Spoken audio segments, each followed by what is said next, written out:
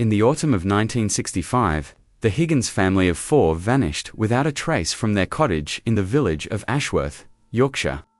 Their disappearance would have remained just another unsolved case in the files of the local constabulary, if not for what investigators found 3 months later, a hidden room beneath St. Mary's Church, containing personal belongings of the Higgins family, along with detailed journal entries describing rituals that the Church of England had officially banned centuries ago.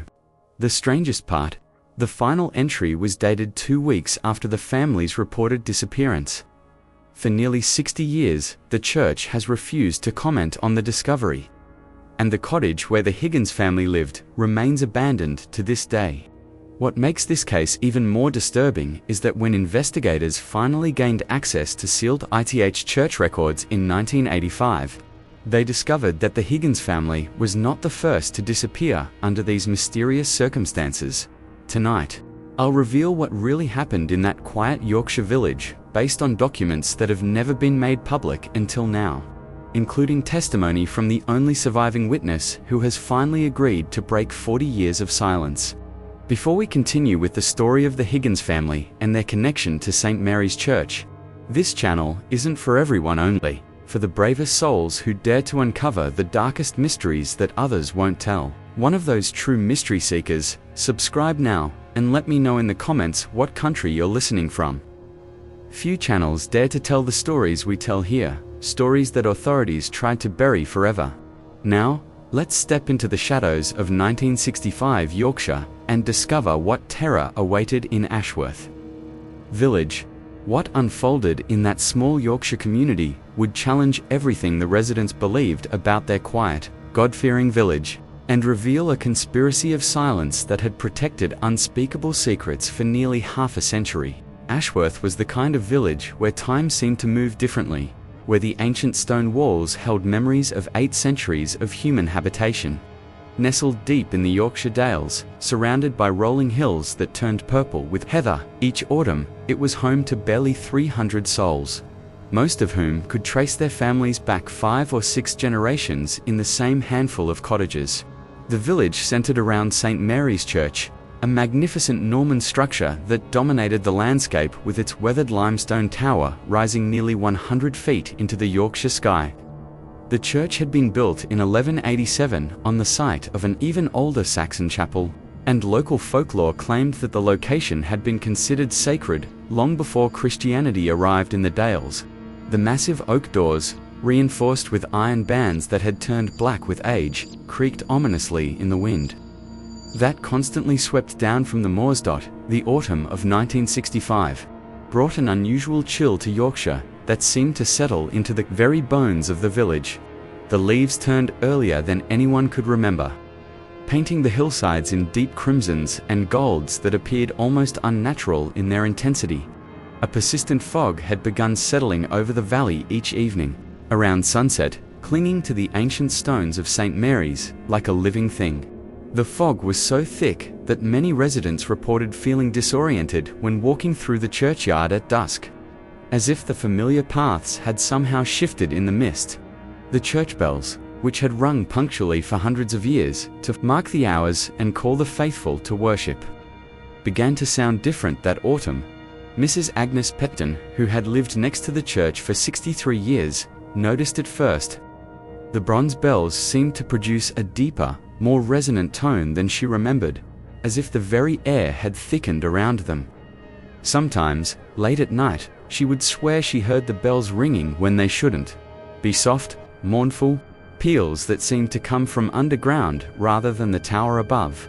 Thomas Arthur Higgins was a man whose life ran like clockwork. At 38 years old, he had inherited both his methodical nature and his position at the village post office from his father, who had inherited them from his father before him. Every morning at precisely 7 o'clock, Thomas would emerge from his cottage on Church Lane, dressed in his carefully pressed suit and carrying his worn leather satchel. He would walk his 2 children, Margaret Rose, aged 12, and young William Thomas, age 8, to the village school before continuing to his work, sorting mail and managing telegrams for the entire valley. Thomas was a quiet man who kept his thoughts to himself, but those who knew him well described him as deeply religious in the traditional Yorkshire word, devout, but not demonstrative, faithful, but practical. He served as a church warden at St.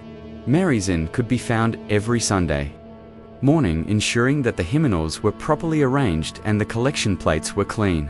His faith was as steady and reliable as the Yorkshire hills themselves, which made what happened to him even more incomprehensible to those who knew him. Elena Mary Higgins née Whitlock had come to Ashworth as a young bride 15 years earlier. At 35, she retained the striking beauty that had first caught Thomas's attention at a church social in nearby halls. Her dark hair, which she wore in a practical style befitting a village mother, still caught the light in a way that made her appear younger than her years. Elena managed their small cottage with the same methodical precision that characterized the entire Higgins family. But there was something more restless about her nature, a curiosity about the world that sometimes put her at odds with the conservative traditions of village life. Elena had always been interested in local history and folklore, spending hours in the village library reading about the ancient customs of the Yorkshire Dales.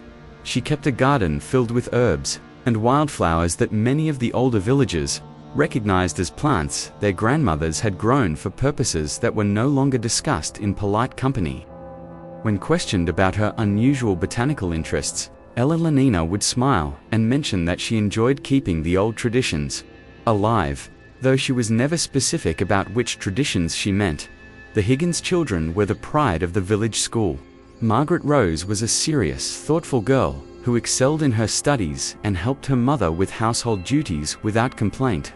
She had inherited her mother's dark hair and her father's steady temperament, though teachers noticed that she sometimes seemed older than her 12 years, as if she carried knowledge that weighed heavily on her young shoulders.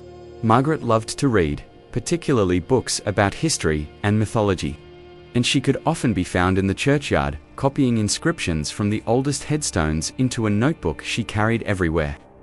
William Thomas, known to everyone as Billy, was the village's acknowledged charmer. At 8 years old, he possessed an infectious laugh and a curiosity about everything around him that endeared him to every adult in Ashworth. He was particularly fascinated by the church, spending hours examining the carved stone gargoyles that decorated the exterior walls and asking endless questions about the meaning of the stained glass windows. Billy had a habit of drawing constantly, filling notebook after notebook with sketches of the church, the surrounding countryside, and increasingly, as autumn progressed, disturbing images that his teacher found difficult to interpret. The village of Ashworth operated according to rhythms that had been established centuries earlier. Market day was still held every Thursday in the small square beside the church, though the merchants now arrived by motorcar rather than horse and cart. The pub, the Shepherd's Rest, served as the unofficial town hall where news was shared and opinions were formed. The post office doubled as a general store, and the village school taught children from 5 to 14 before they were sent to the larger town of Horses for their final education. But beneath this veneer of rural tranquility, Ashworth harbored secrets that went back generations. The village had always been isolated, not just geographically, but culturally. The old families, the Whitlocks, the Carrs, the Thorntons, and a handful of others maintained traditions and observances that outsiders rarely glimpsed. These families intermarried regularly and shared knowledge that was passed down through carefully chosen bloodlines. Mrs. Margaret Thornton, the village librarian and unofficial keeper of local law, was a descendant of one of Ashworth's founding families. Her cottage contained books and manuscripts that had been collected over centuries, including texts that the church had tried to suppress during various periods of religious reform.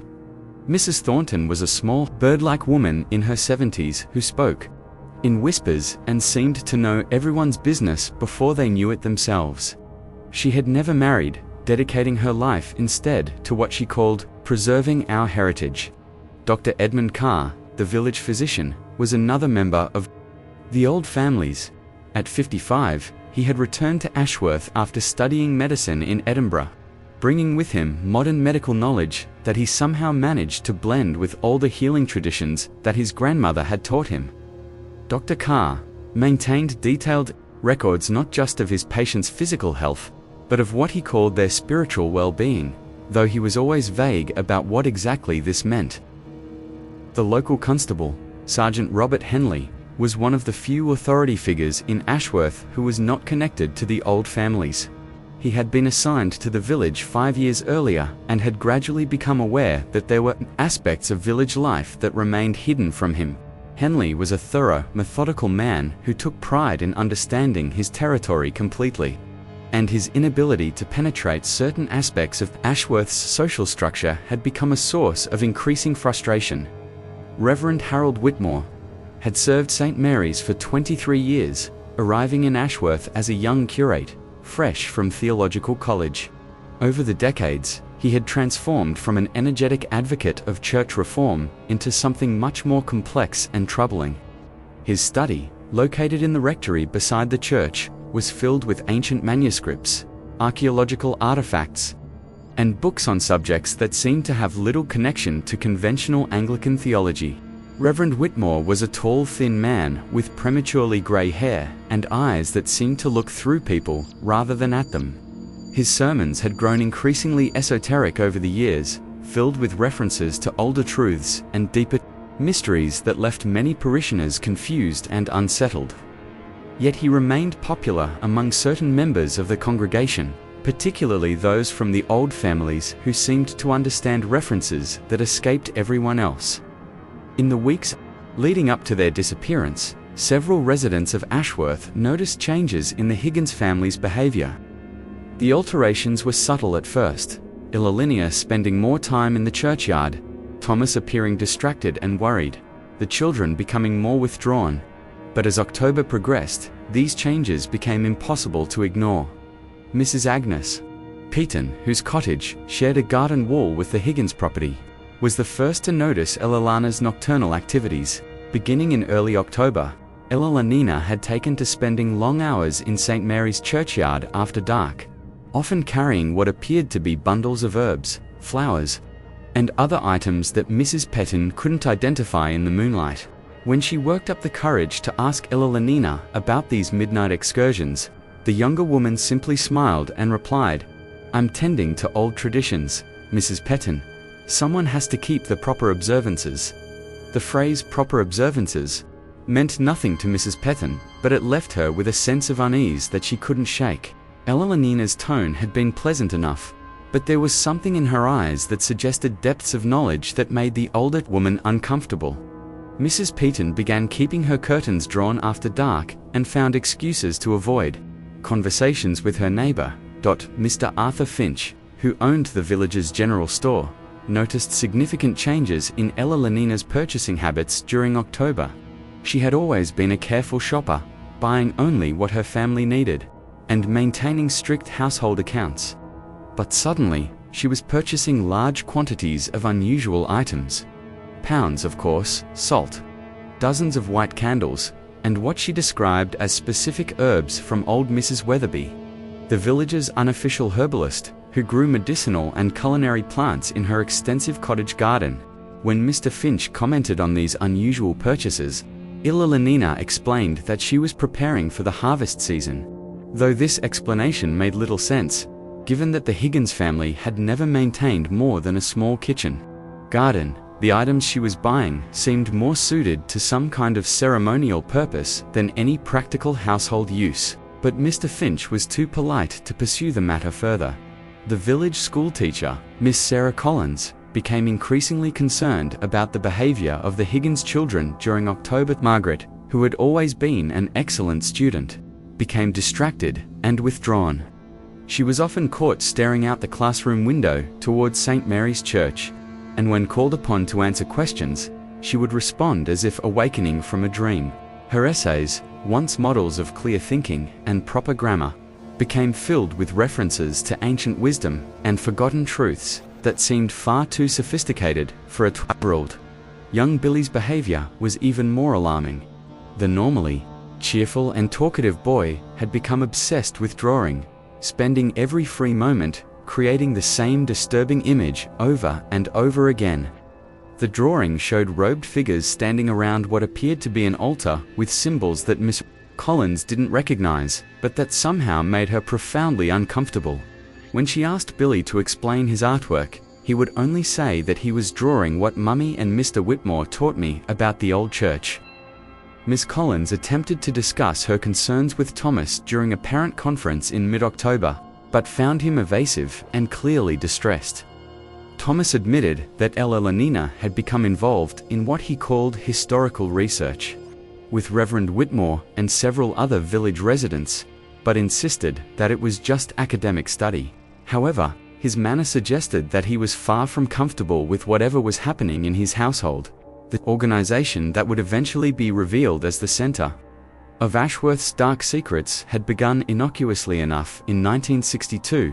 Reverend Whitmore had proposed forming a group to study the historical traditions of the Yorkshire Dales, with particular emphasis on the pre-Christian customs that had shaped local culture for centuries before the arrival of Christianity. The group initially consisted of 5 members: Reverend Whitmore himself, Mrs. Margaret Thornton, Dr. Edmund Carr, Mrs. Dorothy Weatherby, the herbalist, and Mr. James Crawford, a retired schoolmaster who had moved to Ashworth from London. The group met monthly in the church vestry, ostensibly to discuss historical documents and archaeological evidence relating to ancient Yorkshire traditions. They called themselves the Ashworth Historical Preservation Society, and claimed to be working on a comprehensive study of local folklore that would eventually be published as a book for the benefit of future generations. Ella Lanina Higgins joined the group in the spring of 1964, drawn by her long-standing interest in local history and encouraged by Reverend Whitmore, who had noticed her extensive reading on folklore and traditional customs. Ella Lanina proved to be an enthusiastic and dedicated member, contributing research on herbal medicine and seasonal celebrations that impressed the other participants with its depth and authenticity. What the public didn't know was that the Historical Preservation Society's activities had gradually evolved far beyond academic research. By 1963, the group had begun what they called practical demonstrations of ancient rituals, initially justifying these activities as necessary for understanding the historical contexts they were studying. These demonstrations started simply enough: seasonal celebrations based on agricultural cycles, herbal preparation techniques that had been used for centuries, and meditation practices that they claimed were derived from Celtic spiritual traditions. However, under Reverend Whitmore's guidance, these practices had grown increasingly complex and disturbing. The vicar had convinced the group that true understanding of ancient traditions required not just intellectual study, but experiential participation. He argued that the early church had suppressed valuable spiritual knowledge, and that recovering these traditions was not only academically important, but spiritually necessary. By the time Ella Lanina joined, the group was meeting twice monthly, with additional special observances scheduled around what they called significant dates in the ancient calendar. These observances took place in a room beneath St. Mary's Church that Reverend Whitmore claimed to have discovered during renovation work. The room, he explained, had been used for religious purposes long before the current church was built, and represented a direct connection to the spiritual practices of their ancestors. Ella Lanina's enthusiasm for the group's work impressed all the members, but it was her suggestion that families should participate together in certain rituals that marked a turning point in the organization's development. She argued that many ancient traditions were specifically designed around family units, and that incomplete participation might actually be dangerous, potentially leaving rituals unfinished in ways that could have negative consequences. Thomas Higgins had initially been skeptical of his wife's involvement with the Historical Preservation Society, but Ella Lanina's obvious happiness and intellectual stimulation had gradually won him over. She would return from meetings filled with excitement about new discoveries and insights, sharing stories about Yorkshire's hidden history that fascinated even Thomas's practical mind. When Ella Lanina suggested that he might enjoy attending some of the group's presentations, Thomas agreed to visit one of their regular meetings.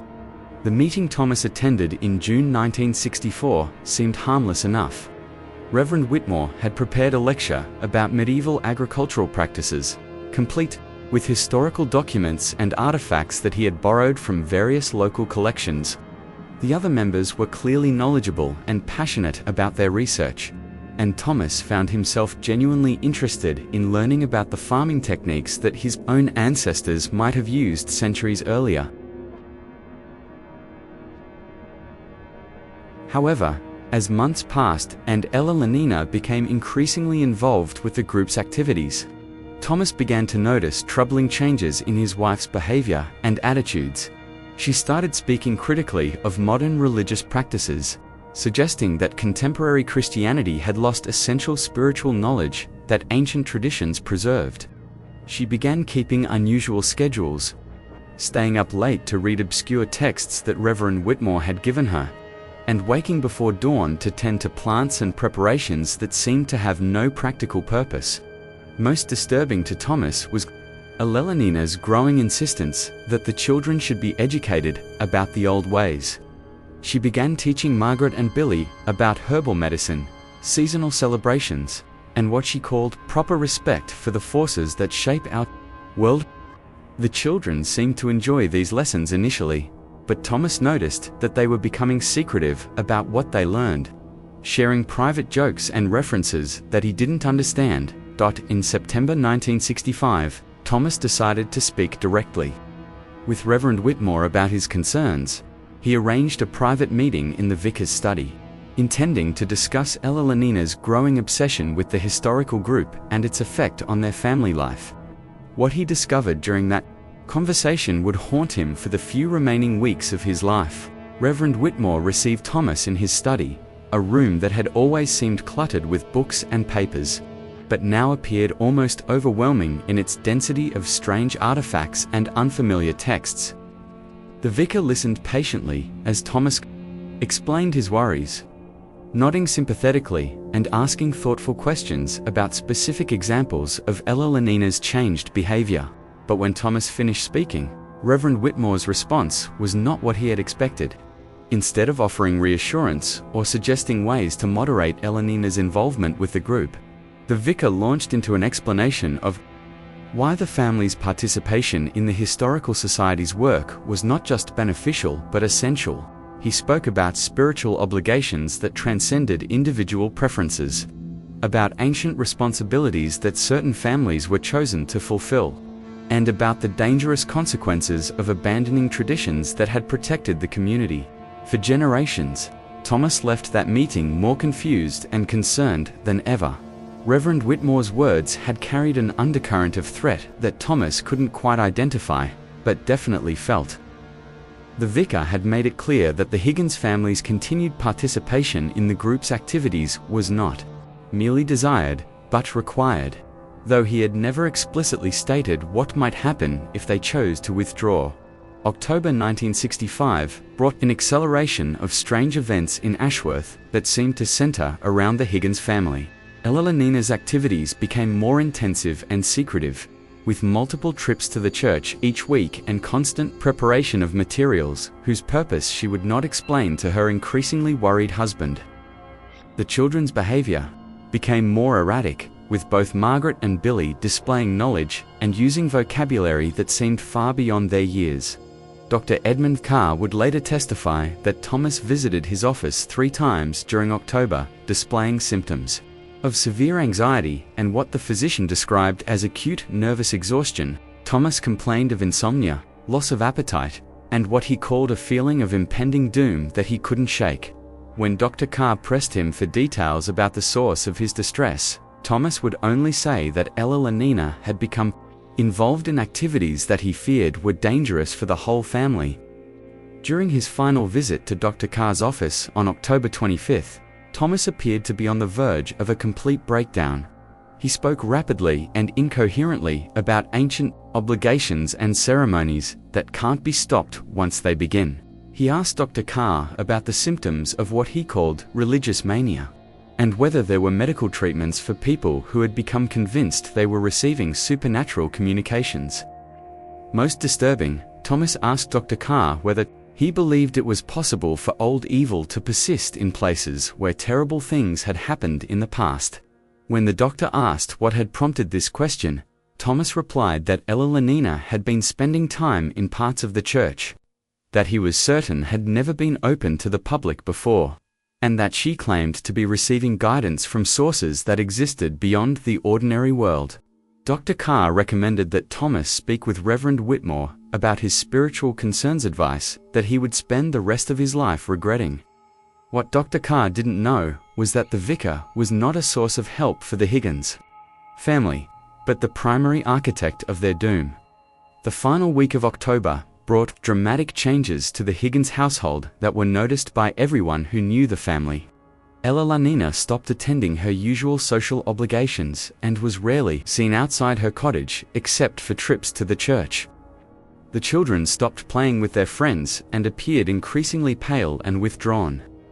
Thomas missed several days of work, something that had never happened in his 15 years at the post office. Mrs. Peaton later recalled hearing sounds from the Higgins cottage that she couldn't identify: rhythmic chanting, the burning of substances that produced unusually acrid smoke, and conversations conducted in voices so low that she couldn't make out words, but could detect an emotional intensity that made her increasingly uncomfortable. On several occasions, she observed unusual visitors arriving at the Higgins cottage after dark, figures in dark clothing who moved with purposeful silence and never stayed longer than an hour. October 31st, 1965, was a Sunday that dawned grey and cold, with the persistent fog that had plagued Ashworth all autumn hanging so low that the top of St. Mary's Tower was completely obscured. The morning service proceeded normally, with the Higgins family occupying their customary pew in the third row. However, several parishioners later recalled that the family's behavior during the service had been distinctly unusual.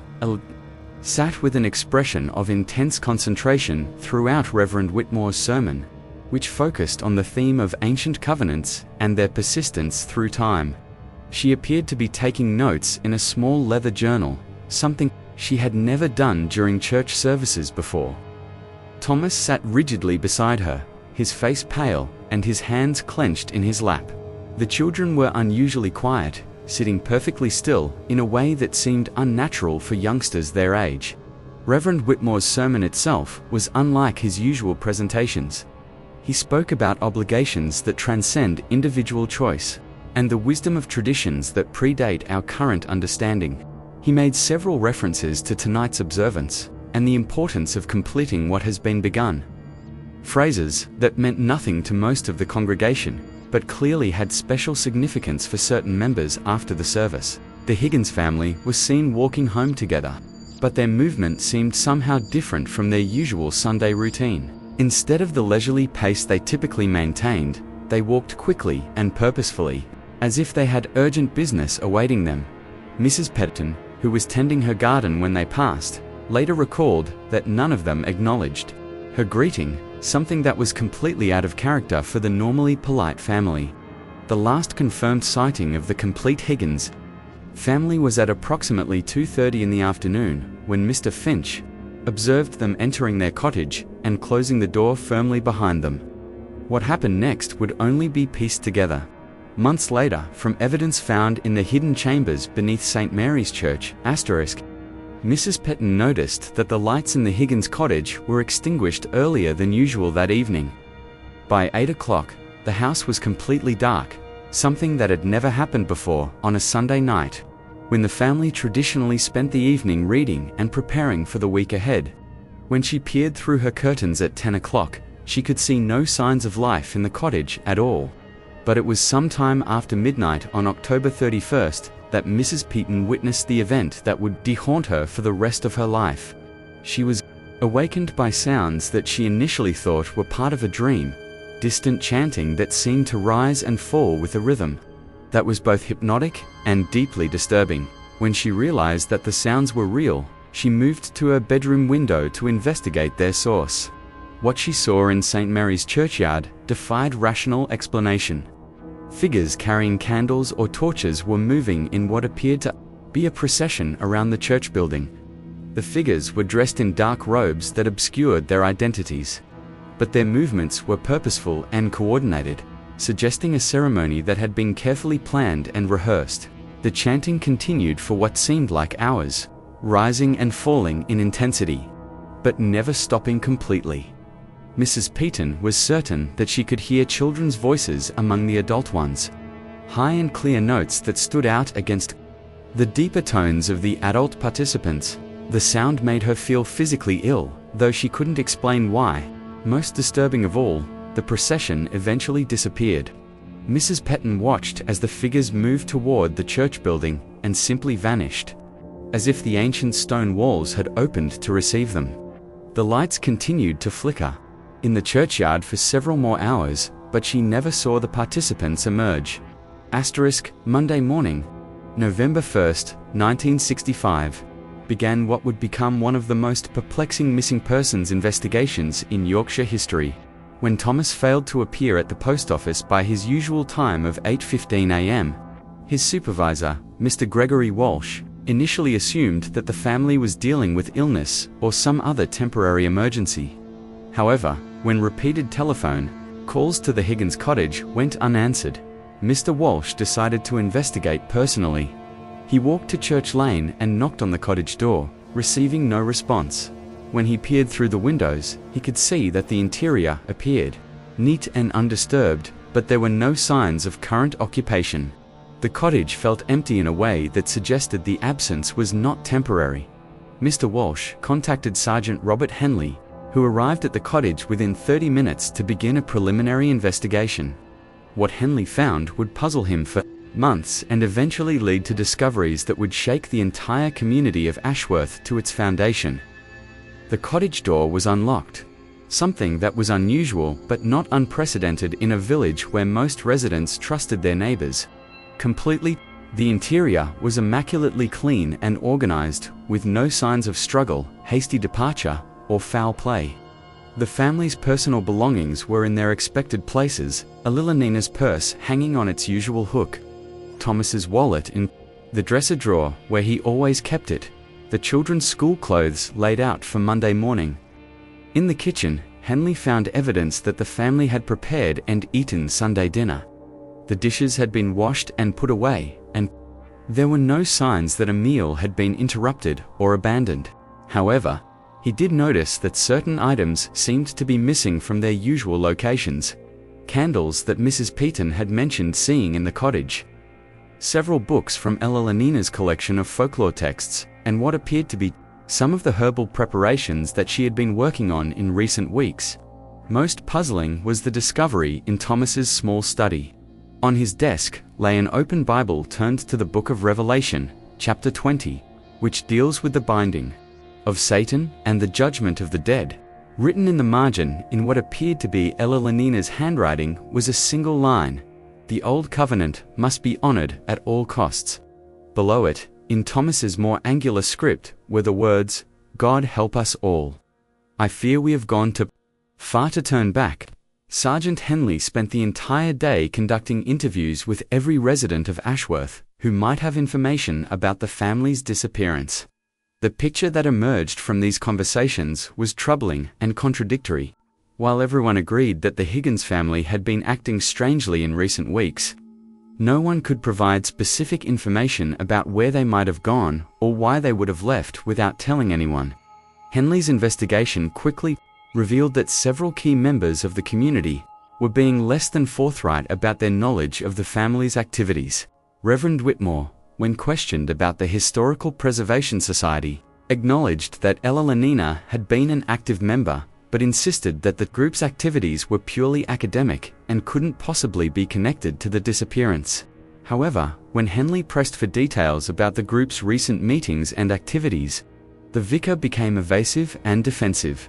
Whitmore claimed that the society's records were confidential and that revealing the content of their discussions would violate the trust of other members. He suggested that the family had probably decided to take an impromptu vacation and would likely return within a few days. Dr. Carr was even less helpful, claiming that patient confidentiality prevented him from discussing his recent conversations with Thomas. When Henley pointed out that missing persons investigations took precedence over normal confidentiality requirements, Dr. Carr reluctantly admitted that Thomas had been suffering from anxiety related to family pressures, but refused to elaborate on the specific nature of these pressures. Mrs. Thornton, the librarian, proved to be the most forthcoming of the Historical Preservation Society members. Though her information was more disturbing than helpful, she acknowledged that the group had been researching ancient religious practices, and that some members had become perhaps too enthusiastic about implementing their discoveries. When pressed for details, she mentioned that recent meetings had focused on what she called seasonal observances that were traditional in this area. Centuries ago, the breakthrough in Henley's investigation came from an unexpected source. Miss Sarah Collins, the schoolteacher, approached him 3 days after the disappearance with a collection of drawings that Billy Higgins had created during October. The drawings depicted robed figures gathered around what appeared to be an underground altar with symbols and arrangements that seemed far too sophisticated for an 8-year-old child to have invented. Miss Collins also provided Henley with essays that Margaret had written in the weeks before the disappearance. The essays dealt with topics such as the wisdom of ancient traditions and why modern people have forgotten important truths. The writing was technically excellent, but contained ideas and references that seemed to come from adult sources, rather than a 12-year-old's imagination, armed with evidence that the Historical Preservation Society was involved in activities far more serious than academic research. Sergeant Henley decided to search St. Mary's Church more thoroughly than his initial cursory investigation had allowed. What he discovered would transform the missing persons case into something far more sinister. Henley's attention was first drawn to discrepancies in the church's architecture that he had noticed during his initial search, but hadn't considered significant. Certain walls seemed thicker than necessary, and there were spaces in the building's layout that didn't correspond to any visible rooms. When he measured the interior dimensions against the exterior walls, he found gaps that suggested the existence of hidden spaces. His suspicions were confirmed when he discovered loose stones in the wall behind the altar. The stones had been carefully fitted to blend seamlessly with the surrounding masonry, but close examination revealed that they could be removed to reveal a passage leading downward into darkness. The passage was narrow and steep, carved directly into the living rock beneath the church foundation. The hidden chamber that Henley found at the bottom of the passage was unlike anything he had ever encountered in his 15 years of police work.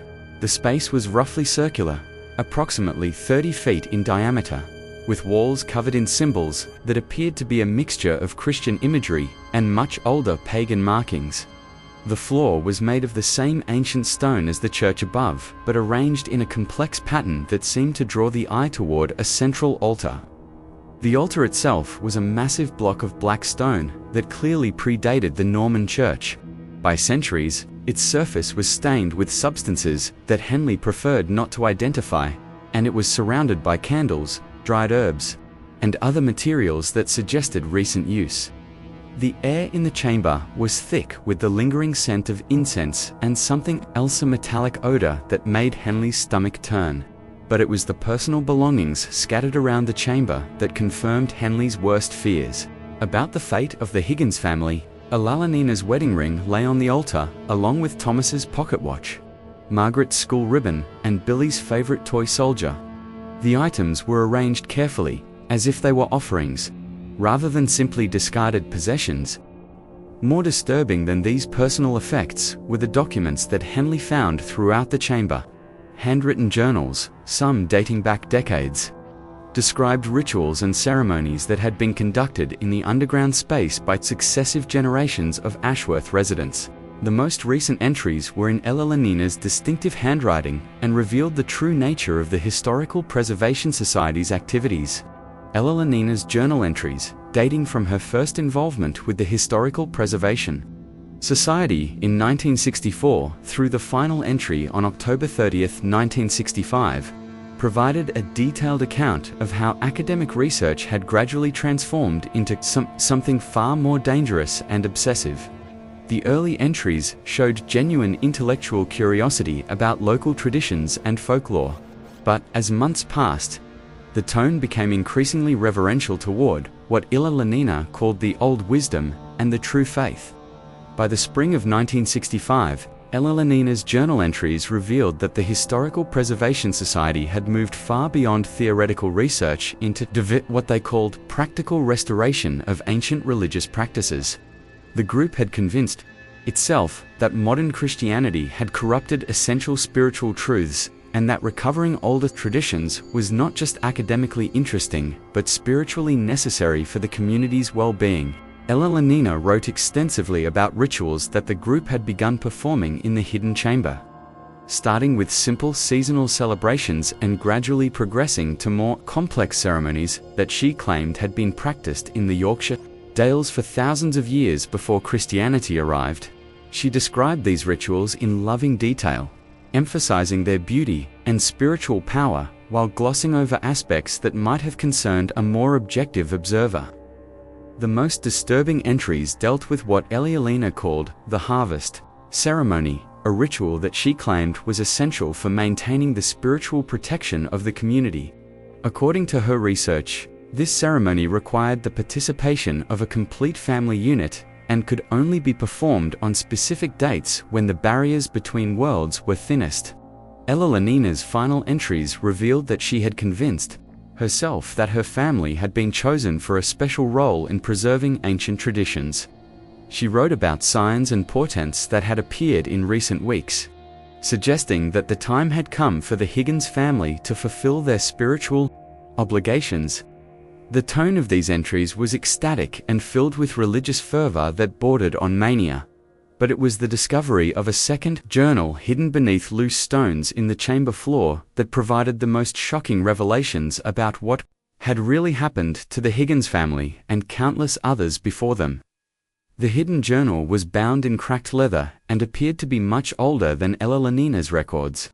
The handwriting belonged to multiple authors spanning several decades, with entries dating back to the 1920s. What Sergeant Henley found in these pages would reveal that the Ashworth Historical Preservation Society was not a recent aberration, but part of a conspiracy that had been operating for nearly 50 years.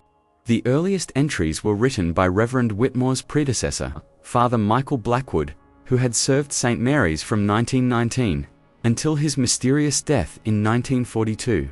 Father Blackwood's initial entries described his discovery of the underground chamber during renovation work and his fascination with the ancient symbols and artifacts he found there. Like Whitmore after him, Blackwood had been an educated man with interests in archaeology and local history. However, Father Blackwood's journal revealed a gradual descent into obsession and ultimately something far darker than academic research. By the mid-1920s, he was writing about communications he believed he was receiving through meditation in the underground chamber. These communications allegedly provided instructions for rituals that would ensure the community's prosperity and protection from outside threats. The journal contained detailed descriptions of ceremonies that Father Blackwood claimed were based on authentic ancient traditions but which were clearly his own inventions. Influenced by his reading of occult literature and his growing psychological instability, the rituals became increasingly elaborate and demanding, requiring specific participants chosen according to criteria that seemed to change, based on Father Blackwood's personal whims and paranoid delusions. By 1928, the journal entries revealed that Father Blackwood had recruited a small group of followers who were willing to participate in his ceremonies. The group included many of the same family names that would later be involved in Reverend Whitmore's Historical Preservation Society: the Thorntons, the Carrs, the Weatherbys, and others. Father Blackwood had convinced these families that they were part of an ancient bloodline chosen to preserve sacred knowledge. The most horrifying entries described what Father Blackwood called the ultimate sacrifice, ceremonies that he claimed would ensure the community's protection, but which clearly involved the murder of entire families. The first such ceremony was conducted in October 1930 and involved the Morrison family, who had recently moved to Ashworth from Scotland. Father Blackwood's description of their deaths was clinical and matter-of-fact, as if he were recording a routine religious observance rather than multiple murders. Henley's analysis of the journal entries revealed a consistent pattern that had been followed for decades. Every few years, Father Blackwood, and later Reverend Whitmore, would select a family for what they called spiritual elevation.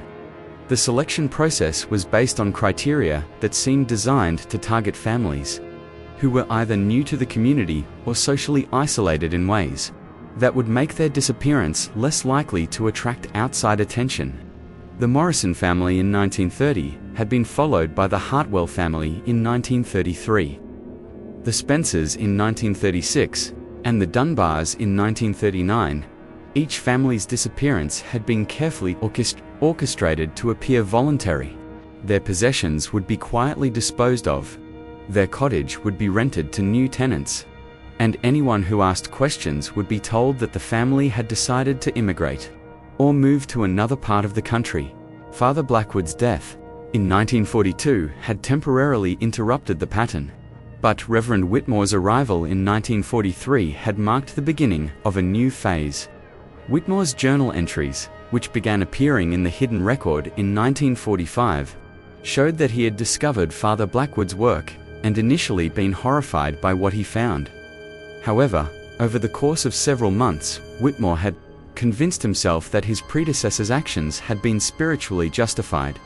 Whitmore's rationalization process was documented in painful detail. He wrote about prayer and meditation sessions in the underground chamber where he claimed to receive divine guidance about continuing Father Blackwood's work.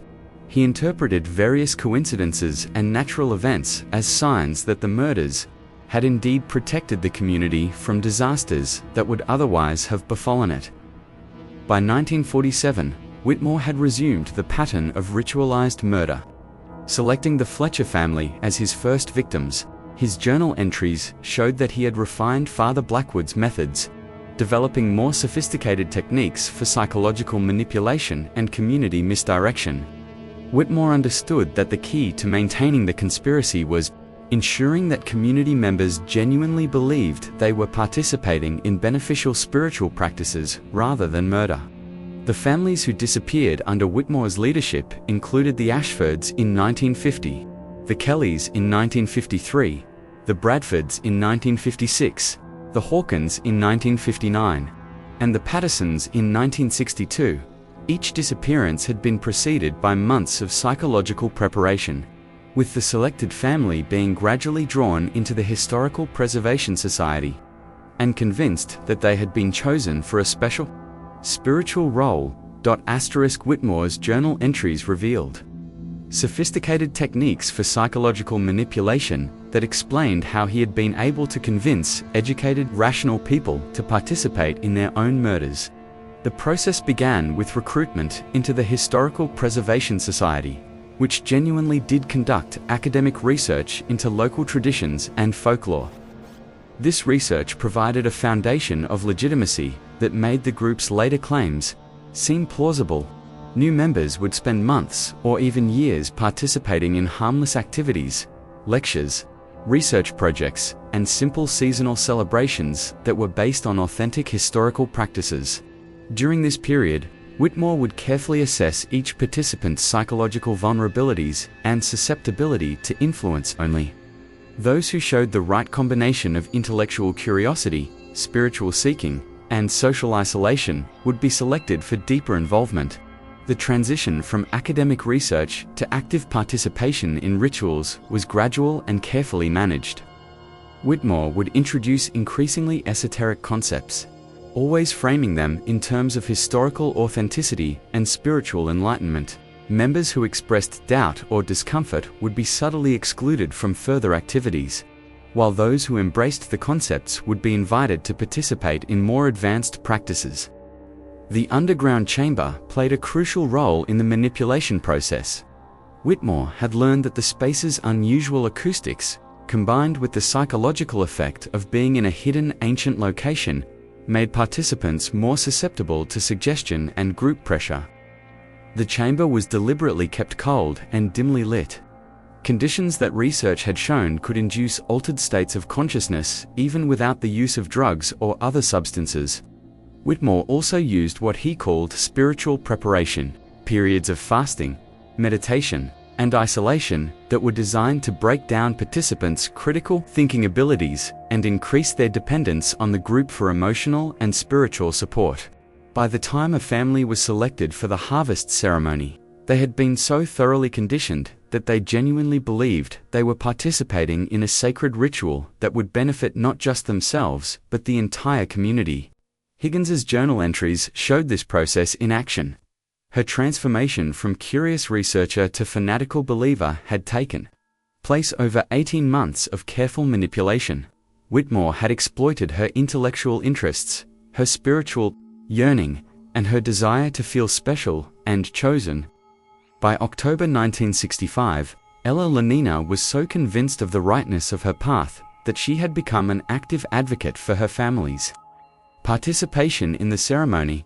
The final entries in both Ella Lenina's journal and Whitmore's hidden record provided a detailed account of the events that had led to the Higgins family's murder. The ceremony had been planned for months, with elaborate preparations that included not just ritual elements but practical considerations, such as how to dispose of the bodies and explain the family's disappearance to the community. Ella's final entry, dated October 30th, revealed her complete psychological surrender to Whitmore's manipulation. She wrote about her excitement at being chosen for spiritual elevation, and her gratitude for the opportunity to serve the community. In such a profound way, she expressed concern only about Thomas's reluctance to fully embrace the experience, but noted that Reverend Whitmore had assured her that Thomas's doubts would be resolved during the ceremony itself.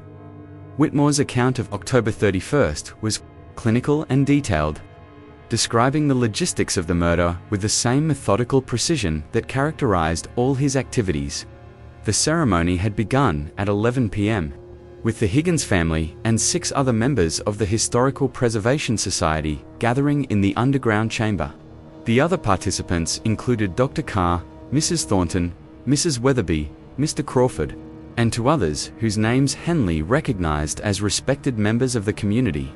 The ritual itself had been designed to gradually overcome any resistance from Thomas or the children. It began with familiar elements, chanting candlelight, and herbal preparations that the family had experienced during previous meetings. However, as the ceremony progressed, these familiar elements were combined with psychological pressure and what Whitmore euphemistically called spiritual substances, drugs that had been added to wine that the participants consumed. Thomas's resistance had been anticipated and planned for. When he attempted to leave the chamber with his children, he found that the other participants were prepared to prevent his departure by force. The children, already disoriented by the drugs and the traumatic nature of the situation, had been unable to understand what was happening or effectively resist. Whitmore's account of the actual murders was brief and matter-of-fact. The family had been killed using methods that Whitmore claimed were based on ancient sacrificial practices, but which were simply efficient techniques for murder. The bodies had been disposed of in a complex system of natural caves that extended beneath the church caves that had been used for the same purpose for decades.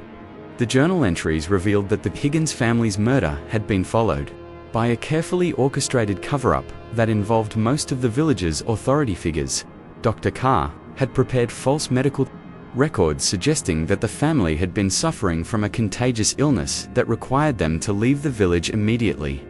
Mrs. Thornton had spread rumors about Thomas receiving a job offer in another county that required immediate relocation. The family's personal belongings had been systematically disposed of, with valuable items being redistributed among members of the Historical Preservation Society and everything else being destroyed or buried.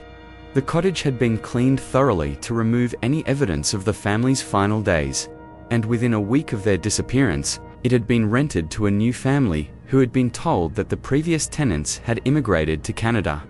Sergeant Henley's investigation had been deliberately hampered by community members who provided false information or simply refused to cooperate. When Henley had asked specific questions about the Historical Preservation Society, he had been given misleading answers designed to make the group seem harmless and academic. Several witnesses had lied outright about their knowledge of the family's activities in the weeks before their disappearance. The conspiracy extended beyond the active participants in the murders, to include community members who suspected the truth but chose to remain silent rather than confront the horror in their midst. The journal entries revealed that several villagers had privately expressed concerns about the pattern of disappearances over the years, but had been persuaded by social pressure and fear to keep their suspicions to themselves. Just when we thought we understood the full scope of the horror in Ashworth, Sergeant Henley's investigation was about to uncover evidence that would reveal an even more disturbing truth about the community's complicity in decades of murder. If this story is giving you chills, share this video with a friend who loves dark mysteries. Hit that like button to support our content, and don't forget to subscribe to never miss stories like this. Let's discover together what happens when Henley finally confronted the living participants in this conspiracy of silence. Armed with overwhelming evidence from the journal entries and physical evidence found in the underground chamber, Sergeant Henley faced the difficult task of confronting a conspiracy that involved some of the most respected members of the Ashworth community.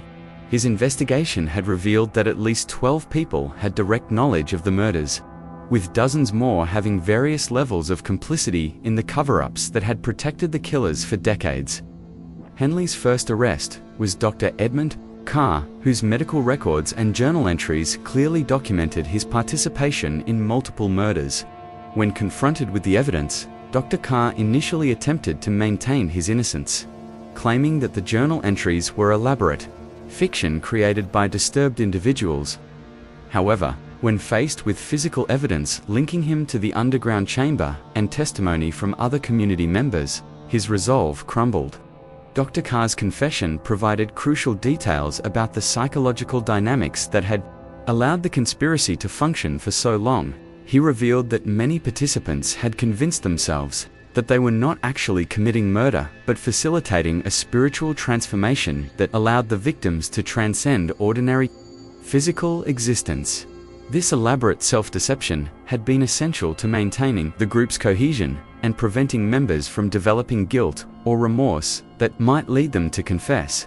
Mrs. Margaret Thornton proved to be more resilient under questioning, maintaining for several days that the Historical Preservation Society had been devoted entirely to legitimate academic research.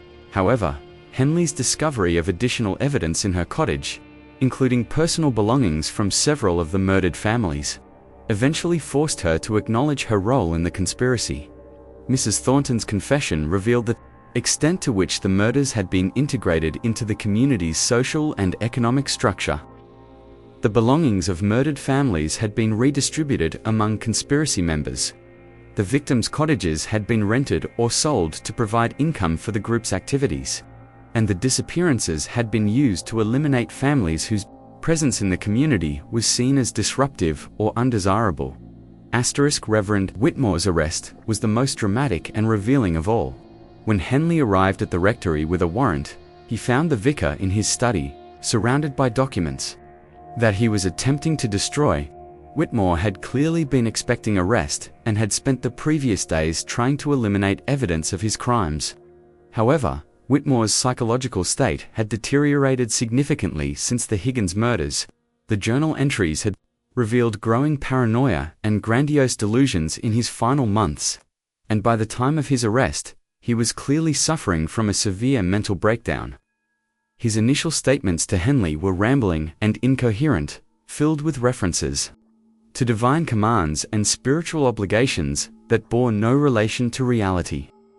The trial of the Ashworth conspirators, held at York Crown Court in the spring of 1966, attracted national attention and exposed details of the case that shocked even experienced observers of criminal behavior. The evidence presented during the trial painted a picture of systematic murder and community-wide complicity that challenged fundamental assumptions about human nature and social organization. The prosecution's case was built around the journal entries, physical evidence from the underground chamber, and testimony from community members who had gradually been persuaded to break their silence. The scale of the conspiracy became clear as witness after witness acknowledged some level of knowledge about the murders, ranging from direct participation to willful ignorance of obvious warning signs. Dr. Carr's testimony was particularly damaging to the other defendants. His detailed account of the psychological manipulation techniques used by Father Blackwood and Reverend Whitmore revealed how educated, rational people had been gradually conditioned to participate in activities that they would normally find abhorrent. The process had been so gradual and carefully managed that many participants genuinely believed they were serving a noble purpose, even as they committed heinous crimes. The trial also revealed the economic motivations that had sustained the conspiracy, alongside its pseudo-religious justifications. The murdered families had typically been property owners whose assets had been absorbed by the conspiracy members. After their deaths, the pattern of victim selection had been influenced not just by spiritual considerations, but by practical factors such as property values and inheritance laws. Mrs. Thornton's testimony provided insight into the role that social pressure and community dynamics had played in maintaining the conspiracy. She described how dissent or questioning had been systematically discouraged through ostracism, economic pressure, and implied threats. Community members who expressed doubts about the disappearances had found themselves excluded from social activities, denied services, and subjected to rumors that damaged their reputations and livelihoods. Reverend Whitmore proved to be the most challenging defendant to prosecute due to his deteriorating mental state. Court-appointed determined that he was suffering from severe delusional disorders that may have been present for years before his crimes were discovered. However, the evidence clearly showed that his delusions had not prevented him from planning and executing complex criminal activities with considerable skill and forethought. As the trial progressed, the full scope of the Ashworth murders became clear.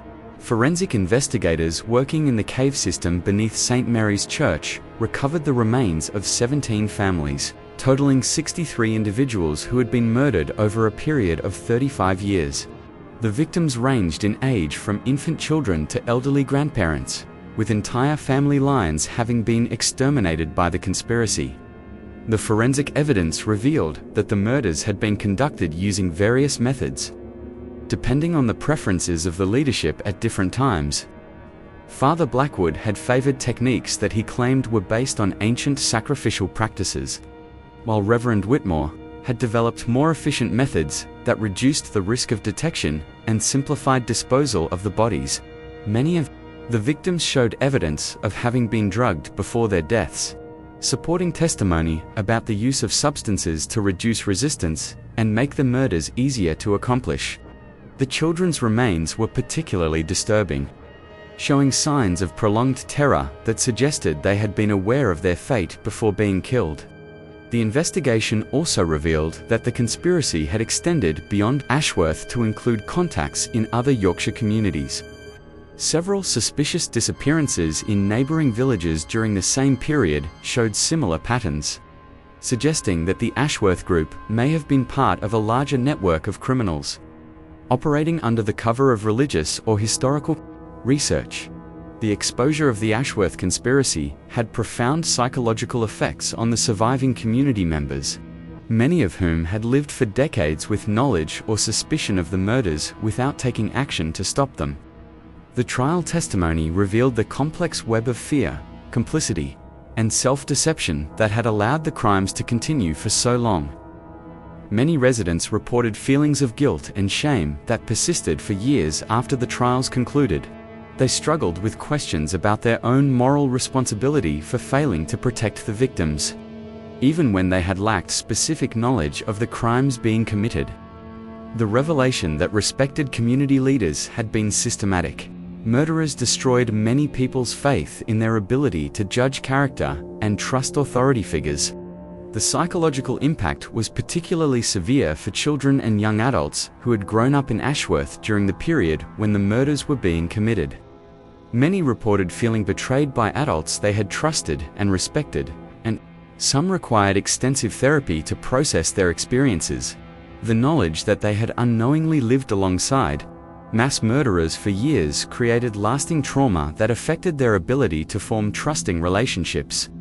Several community members developed symptoms consistent with what would later be recognized as post-traumatic stress disorder. They experienced recurring nightmares, anxiety attacks, and intrusive memories related to events they had witnessed or suspected during the conspiracy's active period. The peaceful rural environment that had once provided comfort became a source of constant reminders of the horror that had been hidden beneath the surface of village life. The Ashworth case also exposed significant failures in the institutional systems that should have protected the victims and prevented the conspiracy from operating for so long. The investigation revealed that various authorities had received reports about suspicious disappearances over the years, but had failed to conduct thorough investigations or connect the patterns that might have revealed the truth earlier. The Church of England's oversight of rural parishes proved to be inadequate for detecting and preventing the kind of criminal activity that had flourished under Father Blackwood and Reverend Whitmore. The hierarchical structure that gave parish clergy considerable autonomy had created opportunities for abuse that went undetected for decades. The investigation prompted significant reforms in church oversight procedures and background screening for clergy members. Local law enforcement had also failed to recognize the patterns that should have triggered more intensive investigation. The tendency to treat missing persons cases as voluntary departures, particularly in rural communities where people might reasonably choose to relocate for economic reasons, had allowed the conspirators to operate with impunity. The Ashworth case led to new protocols for investigating missing persons cases and improved coordination between different police jurisdictions. The medical and social services systems had similarly failed to protect potential victims or detect warning signs of abuse. Dr. Carr's dual role as both community physician and conspiracy member had allowed him to manipulate medical records and provide false documentation that supported the cover-up narratives. This revelation led to new requirements for independent medical verification in cases involving sudden family relocations or unexplained medical conditions. The legal proceedings against the Ashworth conspirators concluded in the autumn of 1966. With convictions for all the defendants who were mentally competent to stand trial. Reverend Whitmore was found guilty but mentally ill and was sentenced to indefinite confinement in a secure psychiatric facility. Dr. Carr, Mrs. Thornton, and 4 other conspirators received life sentences for their roles in the murders. Several other community members received shorter sentences for their roles in the cover-ups and their failure to report knowledge of the crimes to authorities. The court recognized that many of these individuals had been subjected to psychological pressure and social coercion that had influenced their decisions, but maintained that adults had a fundamental responsibility to protect children and vulnerable people, regardless of personal consequences. The sentences were controversial in some quarters, with critics arguing that they were either too lenient, given the scope of the crimes, or too harsh, given the psychological manipulation that many defendants had experienced. However, the judge's statements during sentencing emphasized the importance of holding individuals accountable for their actions while acknowledging the complex social dynamics that had enabled the conspiracy to function. The financial assets of the convicted conspirators were seized and used to provide compensation to the families of victims who had relatives outside the Ashworth community. However, many of the murdered families had been deliberately selected because they lacked external connections, making it impossible to identify heirs or beneficiaries for compensation purposes. The exposure of the conspiracy and the subsequent trials effectively destroyed Ashworth as a functioning community. Most residents who were not directly implicated in the crimes chose to relocate rather than continue living in a place associated with such horror. Property values collapsed, businesses closed, and the village that had existed for centuries began to empty within months of the trial's conclusion. St. Mary's Church was officially deconsecrated by the Church of England, and subsequently demolished to prevent it from becoming a site of morbid curiosity or inappropriate veneration. The underground chamber was sealed with concrete, and the entire area was covered with soil and planted with grass. However, local authorities found it impossible to completely erase the physical evidence of what had happened there. The cottages, where the murdered families had lived, were gradually abandoned as their associations with the crimes made them unmarketable. The Higgins cottage, where the investigation had begun, remained empty for years before finally being demolished in the early 1970s. The village school closed when enrollment dropped below sustainable levels, and the post office where Thomas Higgins had worked was shuttered permanently. By 1970, fewer than 50 people remained in what had once been a thriving community of 300. The remaining residents were mostly elderly individuals who lacked the resources to relocate, or younger people who had inherited property that they couldn't sell. The village that remained bore little resemblance to the close-knit community that had existed before the conspiracy's exposure. The physical infrastructure of Ashworth gradually deteriorated as maintenance became economically unfeasible. Roads developed potholes that weren't repaired, buildings fell into disrepair, and the carefully maintained gardens and public spaces became overgrown. The village that had once been a model of rural English community life became a ghost town that served as a permanent reminder of the horror that had flourished there. The Ashworth case had implications that extended far beyond the immediate community where the crimes had been committed. It became a subject of academic study for criminologists, psychologists, and sociologists who sought to understand how systematic murder could be maintained for decades within a small, seemingly normal community. The case challenged fundamental assumptions about human nature and social organization. The revelation that ordinary people could be gradually conditioned to participate in mass murder forced experts to reconsider their understanding of how atrocities develop and persist. The Ashworth conspiracy demonstrated that evil could flourish not just under totalitarian regimes or in wartime conditions, but within peaceful democratic societies when the right psychological and social conditions were present. The religious aspects of the case prompted extensive discussion within various faith communities about the dangers of spiritual authority and the need for accountability in religious organizations. The fact that both perpetrators had been ordained clergy members who had used their positions to manipulate and murder their parishioners highlighted vulnerabilities in traditional religious structures that had previously received little attention. The case also contributed to growing awareness of the psychological techniques that could be used to manipulate individuals and groups. The detailed documentation of how normal, rational people had been gradually transformed into accomplices to murder provided valuable insights into the processes of radicalization and social control that would later inform research into cult behavior, terrorism, and other forms of extremist activity. This mystery shows us how isolated communities can be deceived and corrupted by those who claim to act in the name of tradition or higher purpose. The Higgins family, like so many others before them, trusted their neighbors, their church, and their community leaders, never suspecting that beneath the surface of their quiet village lay a network of murder and deception that had been operating for decades. The most terrifying aspect of the Ashworth conspiracy was not the murders themselves, but the way that an entire community had been gradually conditioned to accept and participate in activities that would normally be recognized as obviously wrong. The process had been so gradual and carefully managed that many participants genuinely believed they were serving a noble purpose, even as they committed or enabled heinous crimes. The case demonstrates the importance of questioning authority, maintaining connections with the outside world, and refusing to accept explanations that don't make rational sense. No matter how prestigious or trusted their sources might be, it shows how isolation, both geographical and social, can create conditions where harmful ideas and practices can flourish without the scrutiny that might otherwise expose their true nature. Perhaps most importantly, the Ashworth case reminds us that the greatest horrors often come not from obvious monsters, but from the corruption of ordinary people who lose their way in the darkness of fanaticism, greed, and misplaced loyalty. The Higgins family's tragedy serves as a permanent warning about the dangers of surrendering critical thinking to charismatic leaders who claim to possess special knowledge or authority. What do you think of this story? Could something like this really happen in a small, close-knit community?